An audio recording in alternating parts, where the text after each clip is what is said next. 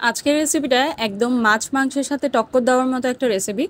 So আসসালামু আলাইকুম সুপ্রিয় দর্শক, সবার কী অবস্থা? আশা করছি ভালো আছেন। যদি ভিডিওটা ভালো লাগে প্লিজ একটা শেয়ার করবেন আর ইউটিউব চ্যানেলটা সাবস্ক্রাইব করতে ভুলবেন না। সো প্রথমেই বলে রাখি, আপনারা যদি রেগুলার ডিমটা খেয়ে একটু বিরক্ত বোধ করেন, তো নতুন একটা আইটেম দেখাচ্ছি, এটা একটু ট্রাই করতে পারেন। প্রথমে আমি এখানে নিচ্ছি 10-12টা কাঠবাদাম, সাথে যদি কাজু বাদাম অ্যাভেলেবেল থাকে কিছু অ্যাড করতে পারেন, 5-6টার মতো। তারপর কিশমিশ দিয়েছি 5 থেকে 6টার মতো। তারপর এখানে বড় সাইজের একটা টমেটো আমি কুচি করা ছিল ফ্রোজেন, সেটাই দিয়ে দিয়েছি। সবগুলো একসাথে ব্লেন্ড করে নেব। এবার চলে আসি রান্নার ক্ষেত্রে প্রথমে আমি দিয়েছি 1/4 কাপ সয়াবিন তেল। আর এক্ষেত্রে আপনারা ঘিটা চাইলে ব্যবহার করতে পারেন, জাস্ট আপনাদের টেস্টটা আর একটু বেটার করার জন্য। তো তেলটা গরম হয়ে আসলে আমি এখানে একটা বড় সাইজের পেঁয়াজ কুচি দিয়েছি। আর পেঁয়াজটা একটু বেশি দেওয়ার চেষ্টা করবেন, যেহেতু এখানে অন্য কিছু ব্যবহার করা হচ্ছে না।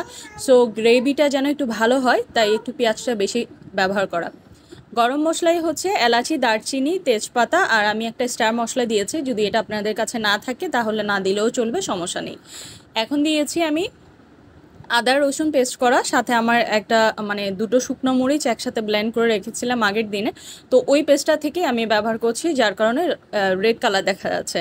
তো আদা রসুন পেস্ট ব্যবহার করতে হবে বড় টেবিল চামচে 1 টেবিল চামচ। তারপর যেই মশলাটা যেই টমেটো বাদামগুলো পেস্ট করে রেখেছি সেগুলোও দিব, এবং গুঁড়ো মশলার মধ্যে দিয়েছি আমি প্রথমে লবণ, হলুদ মরিচগুলো জাস্ট আধা চামচ করে। আর মরিচটা একটু খেয়াল রাখবেন, জাস্ট কালারের জন্য, দ্যাটস ইট। আর লবণ পরিমাণ মতো 1 চামচ। এবার লাস্টে অ্যাড করেছি ভাজা জিরার গুঁড়ো আধা চামচ এবং গরম মশলা আধা চামচ। এরপর টক দই দিয়েছি বড় 1 টেবিল চামচ। সব কিছু দেওয়া হয়ে গেলে স্টেপ বাই স্টেপ আমি যেভাবে দেখালাম সেভাবে দেওয়ার চেষ্টা করবেন। একদম মশলাটা যখন কষানো শেষ হয়ে তেলটা গায়ে চলে আসবে, এ পর্যায়ে একটা একটা করে ডিম দিয়ে দিবেন। তো এই রেসিপিটা আপনি যেদিন করবেন, চেষ্টা করবেন একটা খোলা ফ্রাই প্যানে করার জন্য, কারণ এই ডিমগুলো যখন আপনি একসাথে দিবেন তখন কিন্তু একটার সাথে একটা লেগে যায়। সো একটু বড় স্পেস হলে রেসিপিটা করতে ইজি হবে। তো ডিমটা কিন্তু আপনার সাথে সাথে একটার পর একটা দিবেন না, একটা দেওয়ার পর জাস্ট 2 থেকে 3 মিনিট ওয়েট করবেন, এটা যখন একটু সাদা হয়ে আসবে তারপর আরেকটা দিবেন। তো এক্ষেত্রে দেখা যাবে কি প্রতিটা ডিমের এক একটা স্পেস সুন্দর করে হবে। তো ডিমগুলো দেওয়া হলে আমি লাস্টে উপরে দিয়েছি লবণ এবং হালকা গোলমরিচের গুঁড়ো। আপনারা যদি গোলমরিচের গুঁড়োটা পছন্দ না করেন সেক্ষেত্রে শুধু জাস্ট লবণ দিয়ে ছিটিয়ে দিলে হবে।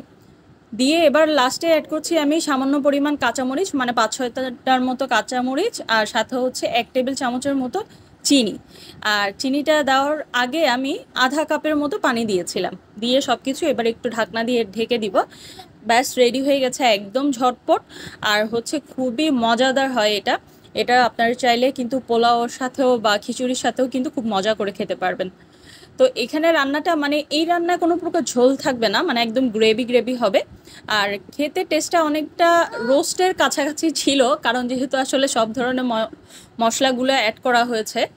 তো এখানে সব কিছু ডান হয়ে গেলে আমি পানিটা জাস্ট আরেকটু হালকা শুকিয়ে নিয়েছি।